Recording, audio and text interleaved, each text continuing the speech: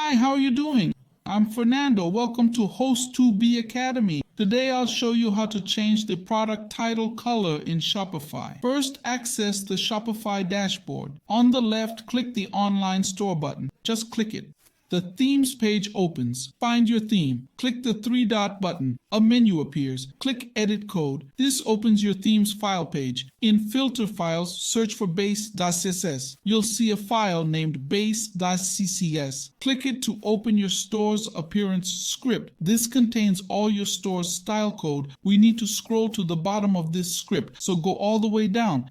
At the end, you'll see a blank line. Skip 2 lines. Next, we'll visit hosttube.net. The link's in the description and it has the code we'll use. Simply click the button to copy the code. After copying, go back to Shopify and paste the code in the blank line we left. I'll paste the code to change the product title color. In the first line, you'll see the color code starting with a hashtag. To change it, just enter the color code you want. If you don't know the code, visit htmlcolorcodes.com. The link and code are in the comments. There you can choose a color and find its code. Come here, delete the current code and paste the new one.